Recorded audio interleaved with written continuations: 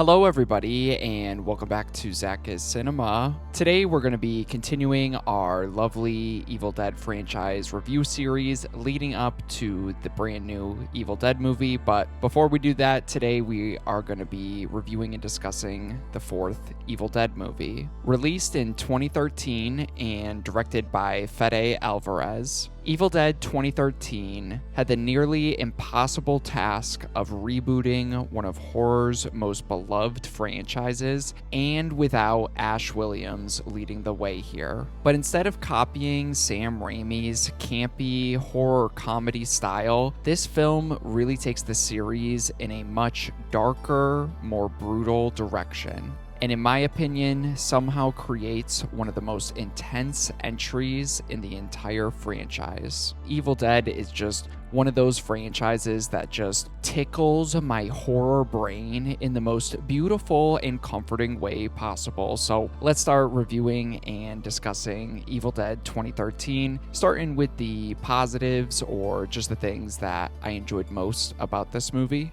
And what I appreciate most is this movie feels so similar to those first two Evil Dead movies, but really makes sure to carve its own path. I love how you can instantly tell when you start watching this movie that it's going for a completely different tone from our previous films in this franchise. Obviously, in 2013, this was released about 20 years after Army of Darkness, and obviously horror had changed dramatically by that point, and the horror changes within the genre kind of get showcased here. And on top of that, I really appreciate that this movie kind of feels both like a remake and continued sequel both at the same time, and it works so well. It follows a very similar Evil Dead style blueprint, but it never really feels interested in solely just recreating what Sam Raimi did in his other films. Instead, it kind of takes the core ideas, core template, and kind of pushes them in a much darker and more serious direction, while also still having that fun with the concept.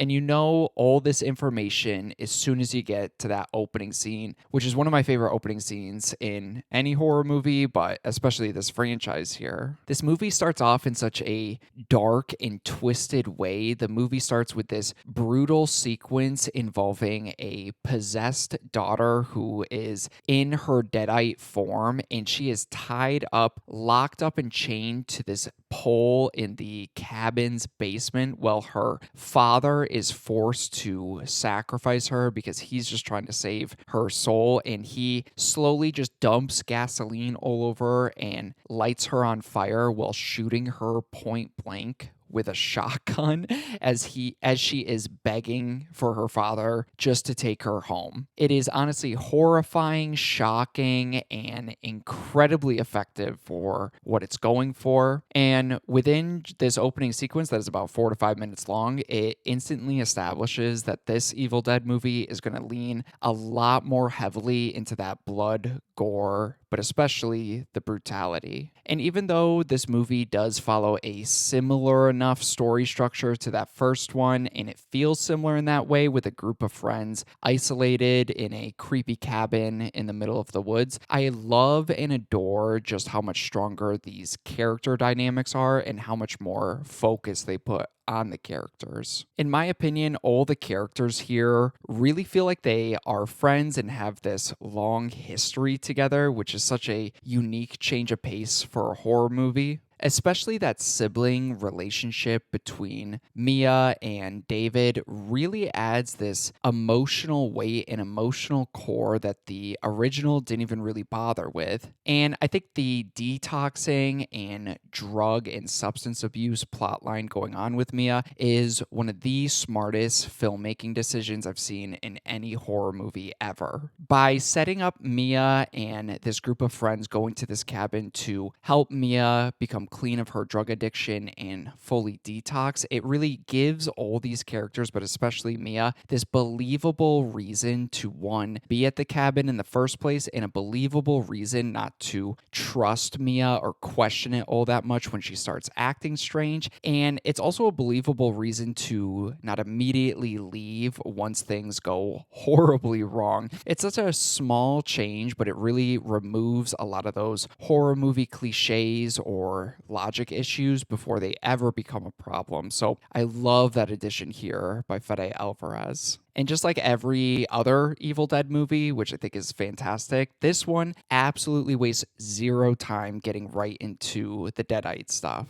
Just like with the original, the group of friends here discover the evil cabin's basement. They find the Book of the Dead and the Necronomicon down there. And one thing I really enjoyed throughout the franchise is just how every version of the Necronomicon has looked incredibly different, almost kind of implying, and I know Army of Darkness did this too with the multiple copies, but I just love how every book is unique in the visual regard there. And visually, this Book of the Dead might be one of my favorites. I still have to rewatch Rise, so I might like that one a little bit more, but I think this one is my favorite because it's wrapped up in these dirty looking garbage bags and it is bounded by barbed wire and immediately tells you that you should go nowhere near, let alone open this book ever. And I love how this movie's not afraid to showcase pretty blatant homages, but take a different kind of spin on it. And I think the tree assault sequence is a very effective example and homage to the original film because it feels very different within its execution, but you could tell it's a pretty clear homage and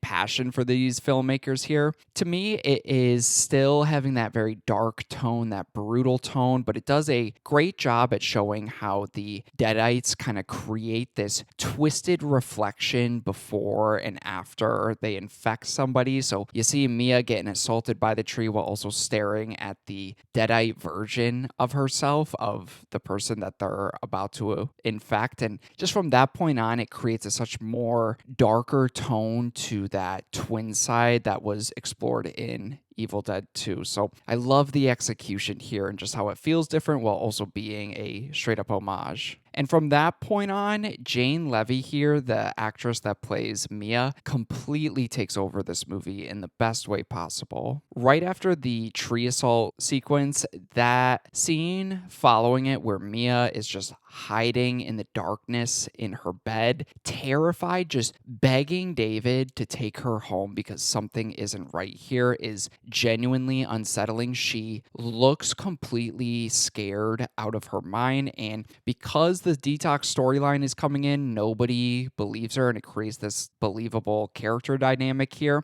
It's creepy, frustrating, and surprisingly emotional for David and Mia and their sibling relationship that is damaged, and they're trying to rekindle it. So there is a lot of heart here that I feel like sometimes this movie doesn't get enough credit for. And of course, you can't talk about an Evil Dead movie without mentioning the blood, gore, and Deadites specifically, and the Deadites here are absolutely relentless. To me, this movie contains some of the most visceral, realistic, and uncomfortable, over-the-top gore in the entire franchise. For example, I will never forget the sound design that Fede uses when Olivia is in the bathroom. Watching her and hearing her mutilate her face while calmly staring into the mirror and staring into the corner of the bathroom as her friend walks in is one of the most disturbing moments visually, but also auditory as well. And from that point on, there's just scene after scene just continuing trying to top itself, and it absolutely does, because from that point on, things just get significantly worse for all the characters. After Eric walks in the bathroom and sees what Olivia is doing to her face, Olivia is in full Deadite form and continuing to hurt Eric, stab him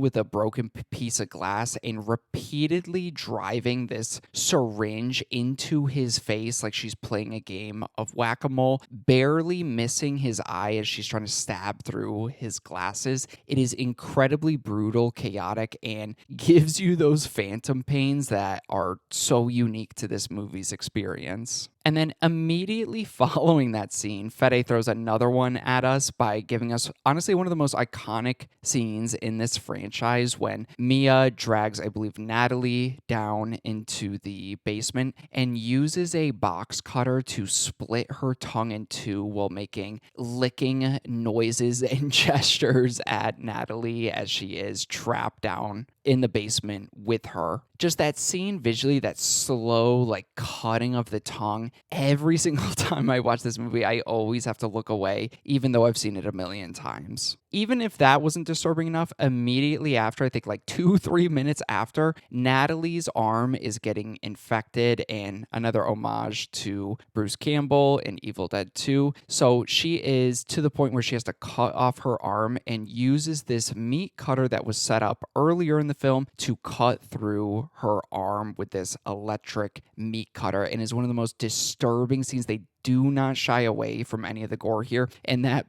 horrible bone snap when she finally gets through the bone, that sound and the face carving sound forever ingrained in between my ears here. Because I've seen this movie multiple times, and every time she cuts her arm off, I always look away. I'm always looking still, but I'm always looking away just because of how over the top and fun it is, but it is so realistically brutal in the best way possible. And just like the first two Evil Dead movies, or I guess more so the first one, this movie follows that Evil Dead tradition by giving us the unexpected hero in the story, similar to what they did with Bruce Campbell. At first, it feels like David is really set up to be the main character here, but this is really Mia's story from the beginning all the way up until the end. And watching her evolve throughout this film into the final girl, the final survivor, is one of the most satisfying arcs in the franchise, very similar to how well Raimi did it in the very first one. And then, of course, we get that third act. I love every single Evil Dead third act, but this one honestly might be my favorite. I just love the visual experience this third act gives us. The visual of the entire climax taking place during a literal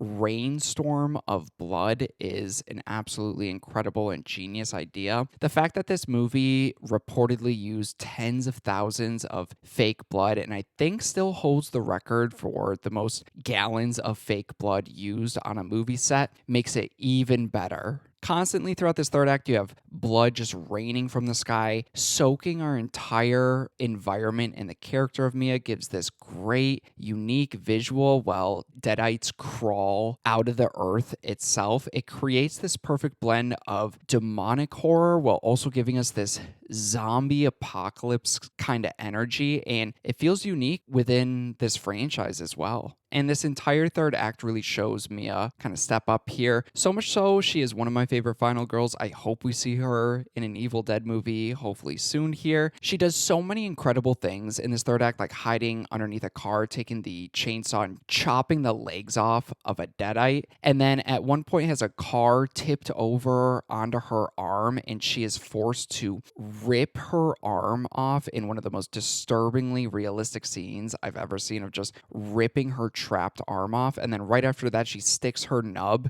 into the chainsaw handle and shoves the chainsaw into the mouth of a deadite, just chainsawing the living fuck out of this deadite for a solid 30 to 45 seconds as rain and blood is just pouring down on this scene. Like, one day I hope to get a huge, like 12 foot by 12 foot poster of that scene, because it is metal as fuck. It goes so hard. It is incredible just to look at, and I can't tell you how many times I've just pulled up the third act of this movie just to watch it. Even though it's kind of sick and twisted, it is sick and twisted in the best way possible. Because this movie is just unapologetically brutal, unapologetically entertaining, and completely committed to its vision. It takes the Evil Dead formula and filters it through a much more darker and more serious lens, but at the same time, it never forgets that these movies are supposed to be fun, and the result is a fun, intense, disturbing, and memorable horror remake, and one of my favorite horror movies of all time here. But even even though it might be one of my favorite horror movies and one of my favorites in the franchise, I do have some nitpicks here, so let's jump over to the mix section for this movie. And now these are nitpicks. They don't really take away from my overall enjoyment of the film, but one thing that's always really bothered me about this film is they never really bothered to show that much care for the character of Eric, and we see this with just how conveniently Eric unleashes the curse, and they spend so much time with a lot of these characters and the dynamics and giving a reason for the characters to be there and stay there. I just wish they kind of found a unique way to kind of tie that in to unleashing the Deadites here, because I understand that somebody has to read the Book of the Dead for the story to get going, and this is an Evil Dead movie. Of course, you got to read from the Necronomicon, but this thing is literally wrapped in barbed wire and garbage bags, warning people never to open it. And Eric basically finds it, goes into a room alone, opens it, ignores every warning, and just starts reading it like it's his bedtime story. It's not enough to hurt the movie, but again, I wish they found a more natural way to kind of convey this to trigger the events that are unfolding here. It's just way too convenient, especially compared to just how well the setup is here. So I wish they spent a little bit more time with that, or evolve the Necronomicon a little bit to the point where maybe the characters didn't need to do something that dumb and cliche, but a mistake that they made still caused the Deadites to come there. So just a couple nitpicks here, because I would say overall, Evil Dead 2013 is an absolutely brutal, blood-soaked reinvention of the franchise that also honors the original while carving out its own identity, delivering some of the most relentless Deadites, unforgettable gore, and one of the best final acts in horror this series has ever seen. So with that said, for my rating, another easy one here for the Evil Dead franchise. I own this on 4K. I think I paid full price for it because I wanted to just complete my Evil Dead 4K collection, and I'd do it again if I ever misplaced this one. So it is worth the price. Please check this one out if you have never seen it here, but down below, please let me know your thoughts on